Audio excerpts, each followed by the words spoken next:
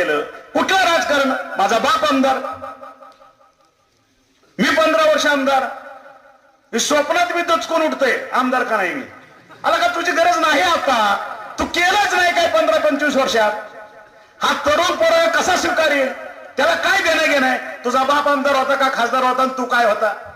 माझा आज तरुण विचारतो माझ्यासाठी काय, माझ्या रोजगाराचं काय, माझ्या शेताचं काय, माझ्या विजेचं काय, माझ्या रस्त्याचं काय, माझ्या मुलांच्या शिक्षणाचं काय, माझ्या शेतमालाचं काय, बाजारभावाचं काय आहे? तुझ्यात हिंमत ती द्यायची?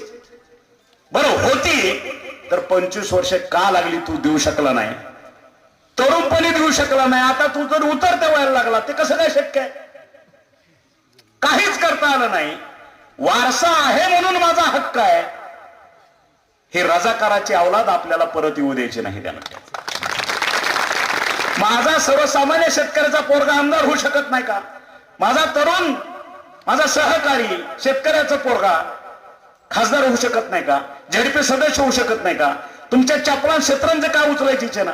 त्याच्यात ती कुवत आहे, त्याच्या डोक्यात कुवत आहे. तुमच्या असला पाहिजे. त्याचं कारण एक आहे, आता होणाऱ्या जिल्हा परिषदेमध्ये अध्यक्षपदासाठी, झेडपी अध्यक्षासाठी बरेच नेते मंडळी, बऱ्याच नेते मंडळीच्या सौभाग्यवती गुडघ्याला बाशिंग देव पाण्यात घालून बसलेले आहेत. हे सगळ्यालाच माहिती आहे. आम्ही बी ध्यान देऊ नये त्याच्यावर आमच्या पद्धतीनं.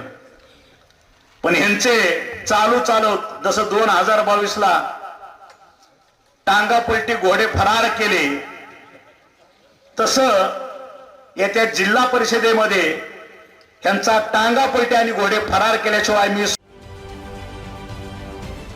महाराष्ट्रातील सर्व बातम्यांचे विश्वासार्ह व्यासपीठ, सकाळच्या सर्व सोशल मीडिया प्लॅटफॉर्मला लाईक, फॉलो आणि सबस्क्राईब करा. तसंच सर्व नोटिफिकेशनसाठी बेल आयकॉन प्रेस करायला विसरू नका.